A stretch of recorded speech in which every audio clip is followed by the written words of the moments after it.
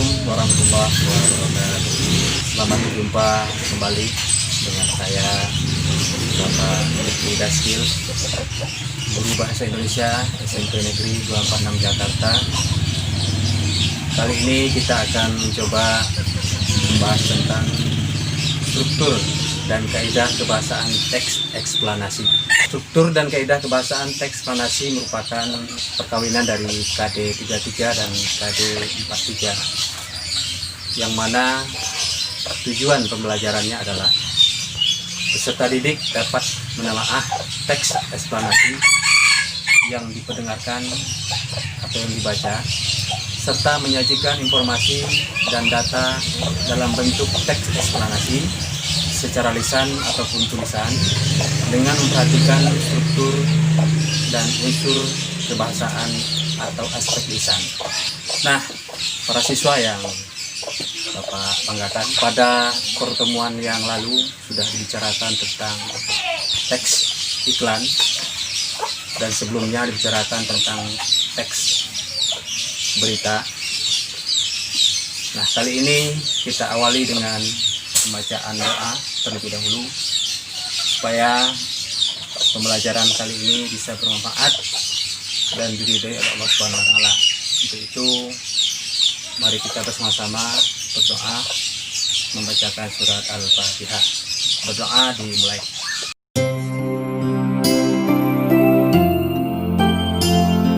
Ya, berdoa selesai. Baik para siswa, kita masuk pada teks eksplanasi. Tentu kita harus mengetahui terlebih dahulu apa itu teks eksplanasi. Teks eksplanasi adalah teks yang berisi penjelasan-penjelasan tentang proses mengapa dan bagaimana suatu fenomena alam terjadi, memuat informasi berdasarkan fakta dan informasi bersifat keilmuan atau sains. Nah, itulah pengertian tentang teks eksplanasi. Dalam teks eksplanasi ini banyak yang bisa kita jadikan contoh. Pertama, mungkin tentang bencana alam, tentang tsunami, tentang banjir, tentang gempa bumi, tentang gunung meletus, tentang budaya juga, tentang sosial, bicara tentang pengangguran, sosial tentang kemiskinan, ataupun masalah perjuangan kemerdekaan dan lain sebagainya. Nah, nanti akan kita contohkan beberapa yang berhubungan dengan teks eksplanasi. Pertama kita bahas tentang struktur teks eksplanasi. Struktur teks eksplanasi itu ada 3. Yang pertama adalah identifikasi fenomena atau pernyataan umum. Ya. Yang kedua, rangkaian kejadian atau urutan sebab akibat. Yang ketiga, ulasan, komentar atau interpretasi. Nah, dalam hal ini umpamanya identifikasi fenomena atau pernyataan umum, ya, umpamanya kita bicara tentang banjir, ya, maka dalam struktur yang pertama ini kita akan kemukakan apa itu banjir, ya, seperti apa banjir, ya kan? Nah, kemudian dalam struktur yang kedua, rangkaian kejadian atau urutan sebab akibat. Nah, dalam hal ini kita akan membicarakan bagaimana proses terjadinya banjir, ya, apa sebab terjadinya banjir, apa akibat terjadinya banjir. Nah, itulah yang dibicarakan pada struktur yang kedua.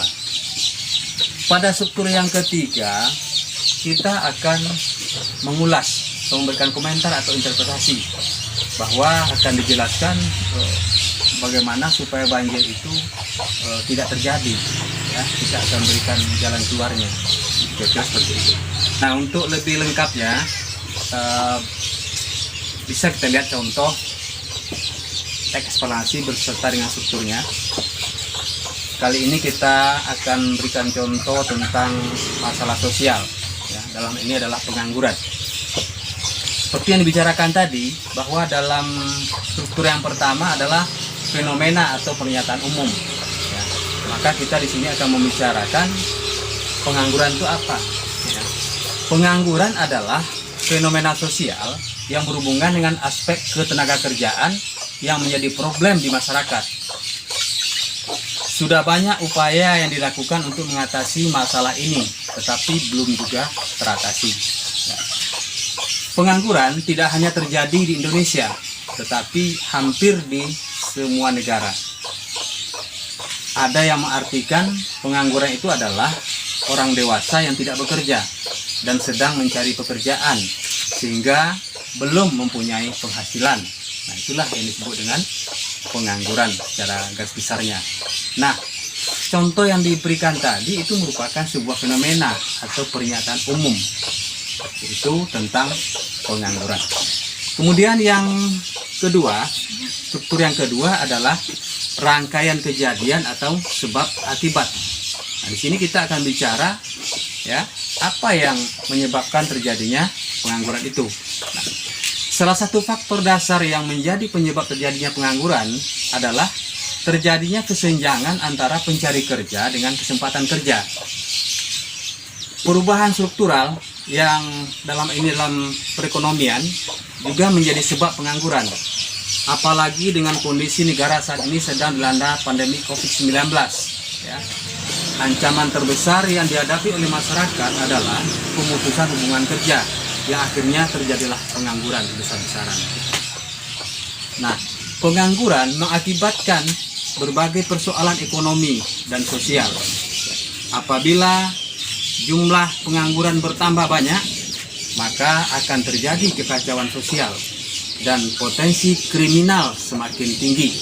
Nah, inilah yang dimaksud dengan rangkaian kejadian atau sebab akibat kenapa jadi pengangguran itu. Nah, struktur yang ketiga adalah ulasan, komentar atau interpretasi. Nah, di sini kita akan memberikan komentar tentang bagaimana kira-kira jalan keluar dari pengangguran itu. Tadi disampaikan bahwa pengangguran adalah masalah besar yang harus segera diatasi. Ya, salah satunya dengan memperbaiki kondisi lapangan pekerjaan. Selain itu, memperbaiki juga komposisi lulusan sarjana ya, yang dihasilkan oleh perguruan tinggi, baik perguruan tinggi negeri maupun perguruan tinggi swasta. Ya, dalam hal ini harus disesuaikan dengan kebutuhan pasar. Hal lain yang dilakukan adalah menciptakan lapangan kerja baru. Sehingga dengan diciptakannya lapangan kerja baru, orang-orang yang tadinya menganggur bisa lagi untuk ditampung di dunia pekerjaan yang baru tersebut. Nah, sehingga dengan demikian, ya, pengangguran itu tidak terjadi dalam jangka waktu yang lama, tetapi bisa teratasi secepatnya. Ini harapan kita. Ya, baik para siswa, itu yang kita bahas tentang struktur teks eksplanasi. Pada bagian berikutnya kita akan coba membahas tentang kaidah kebahasaan teks eksplanasi. Ya. Kaidah kebahasaan teks eksplanasi kita akan uraikan dalam 4 bagian. Yang pertama, ya, menggunakan konjungsi kausalitas. Ya, konjungsi kausalitas. Konjungsi kausalitas itu antara lain menggunakan konjungsi sebab, ya, karena, ya, oleh sebab itu, oleh karena itu, dan sehingga. Nah, itulah contoh dari konjungsi kausalitas. Beberapa kalimat bisa kita jadikan contoh, kita masukkan konjungsi tadi dalam kalimat tersebut. Ya, yang pertama, pengangguran terjadi karena adanya pemutusan hubungan kerja terhadap karyawan dan buruh di perusahaan. Nah, kalimat tadi menggunakan konjungsi kausalitas itu pada kata karena. Ya, saya ulang lagi, ya. Pengangguran terjadi karena adanya pemutusan hubungan kerja terhadap karyawan dan buruh di perusahaan. Jadi kata karena tadi merupakan salah satu contoh dari konjungsi kausalitas. Contoh yang kedua, ya, dalam sebuah kalimat, Ferdi saat ini menganggur sehingga ia harus kehilangan pekerjaannya. Ya. Kata-kata tadi sehingga, ya, kata hubung atau konjungsi sehingga itu menunjukkan konjungsi kausalitas. Ya. Itu dalam contohnya dalam kalimat. Bisa juga kita buatkan contohnya dalam paragraf. Ya, artinya kita gabungkan beberapa kalimat sehingga menjadi sebuah paragraf, tapi di dalamnya kita masukkan konjungsi-konjungsi tadi. Sekarang yang kedua, kaidah kebahasaan yang kedua adalah menggunakan konjungsi kronologis. Kronologis, ya. Dalam hal ini adalah hubungan waktu, ya. Contohnya pada kata kemudian, ya, lalu, ya, setelah itu, dan pada akhirnya. Kita lihat dalam kalimat, ya. Nama aslinya Hakim Abdullah, kemudian berganti menjadi Abdul Majid. Kalimat tadi menggunakan konjungsi kronologis, yaitu pada kata kemudian. Contoh yang kedua, awalnya dia duduk sendiri di ruangan itu. Setelah itu ia berdiri dan meninggalkan tempat duduknya. Nah, kronologis di sini adalah konjungsi kronologisnya adalah setelah itu. Nah, itulah contoh dari konjungsi kronologis. Yang ketiga, ya, kaidah kebahasaan yang ketiga adalah menggunakan kata benda yang merujuk pada jenis fenomenanya, bukan pada kata ganti penceritanya. Ya. Di sini maksudnya adalah kita bukan membicarakan kata ganti dari penceritanya, umpamanya saya, bukan itu yang kita bicarakan, tapi adalah merujuk pada jenis fenomenanya. Nah, dalam ini bisa umpamanya kita contohkan kabupaten 50 kota, ya, burung, ya, ayam, ya, gerbang, ya, gempa bumi, kesenian daerah, mobil, motor, dan lain sebagainya. Itu merupakan benda-benda, ya, yang dirujuk dari fenomenanya. Kemudian yang keempat atau yang terakhir, ya, adalah kata teknis atau peristilahan sesuai dengan topik yang dibicarakan. Ya. Kalau teks eksplanasinya bicara masalah gempa bumi umpamanya, maka kita harus tentukan kata teknisnya. Ya, kalau dalam gempa bumi mungkin kata teknisnya seperti gempa itu apa, ya. Ada istilah tektonik, ada istilah vulkanik, ada istilah goncangan, ada skala, ada BMKG, dan lain sebagainya. Nah, itu kalau bicara tentang gempa bumi. Jadi istilah-istilah teknis yang berkaitan dengan gempa bumi, ya, yang saya sebutkan tadi. Begitu juga kalau kita bicara tentang masalah industri umpamanya, ya kita cari kata teknis bidang industri, ya. Kalau kita bicara tentang yang berkaitan dengan sosial, ya, seperti tadi ada pengangguran, ya, maka kita carilah kata-kata yang berkaitan dengan istilah-istilah pengangguran di situ. Ya. Ya, seperti pertama, pengangguran itu apa, ya kan? Kemudian apakah pengangguran itu sama dengan orang yang tidak punya uang?